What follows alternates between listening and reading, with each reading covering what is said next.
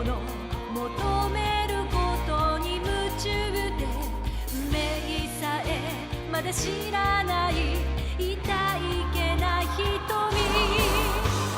だけどいつか気づくでしょうその背中には遥か未来目指すための羽があること残酷な天使の手で窓辺からやがて飛び立つほとばしる熱いパトスで思い出を裏切るならこの空を抱いて輝く少年よ神話になれ That's how it feels using the Moonlight Greatsword.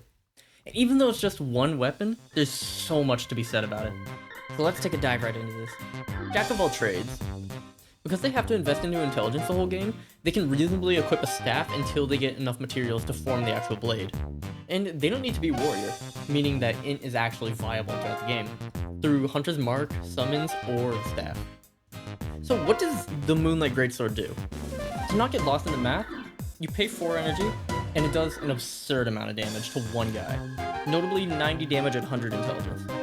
This 90 damage is its own special damage type called magic, and there's nothing in the game that resists magic damage. Now, mind you, this is your only attack. As a JOAT, you can do Psych Up and then Mana Surge to nearly double the damage of your attack. So make it count.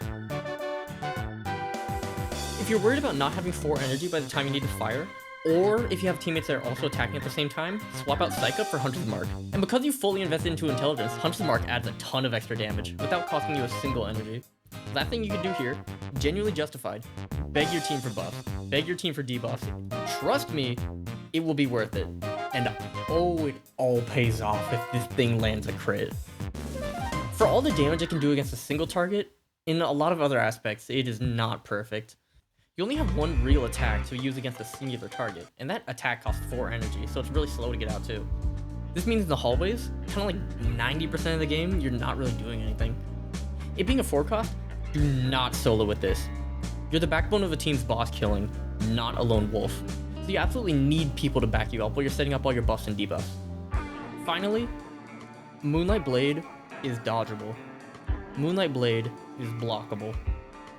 It crushes my soul every time one of these two happen to it. On one hand, you can never be too certain about how hard the thing is gonna hit when you fire off the blade, but you can always be surprised when it works out, because it still is an insane amount of damage that you could potentially hit someone with. Now, as I've done with the other 2 videos, I have proposed a build that how I like using these different classes, and here's mine for the Moonlight Greatsword. While the Jack of all trades could just swap between using a staff and using the Moonlight Greatsword whenever they need it, if I wanted to use a staff, I'd be playing mage. We're on Jack of all trades here, so I'm gonna try and make the Moonlight Greatsword as useful as it can be throughout the entire game. First step to this is paying for the 4 cost. I don't want to force someone to play Bard to inspire me every time, so I'm gonna be using Energy Conserver Elf. This also increases my crit chance by a decent amount, making it more likely for me to hit insane crits on bosses, which are always satisfying to see. Second, overkill. This is the juicy part. Because your attacks tend to overkill mobs in the hallways so often, this overkill lets you actually spare the damage to get hit to a second enemy. So most of the time in these encounters, you end up actually killing 2 enemies for the price of 1 attack, which makes you considerably more useful in the hallways. Finally, cherry on top, black shield chipping. Now wait, you may ask, aren't the black shield chippings a faith charm? To that I say, yeah, and it's still stupidly good with the Moonlight Greatsword. Now effectively, it's just 10% more damage to all your attacks, which is incredibly high considering how hard the thing already hits. But what's neat about this is this turns your single target nuke into a little bit of extra AoE on every encounter. If you need a comparison, you're dealing about as much damage as the Zealot's Flash of Light, which isn't too much, but it's not nothing. And it's enough to help the team reasonably clear encounters faster, especially when you're combining this with the overkill damage you're dealing. Now all of this is good, but extra AoE to our single target nuke? Higher crit chance? If only we had someone perfect for the job of increasing that.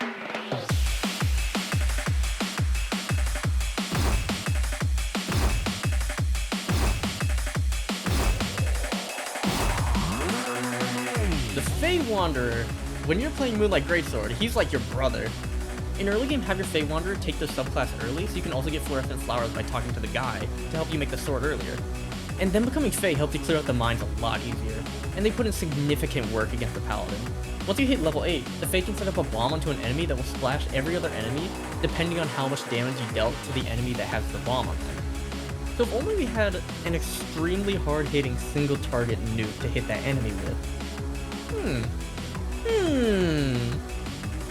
Finally, cherry on top of all that, Fey Fire increases your crit chance by 20%, which is incredibly big for you, knowing how desperately you need crits in order to one-shot bosses.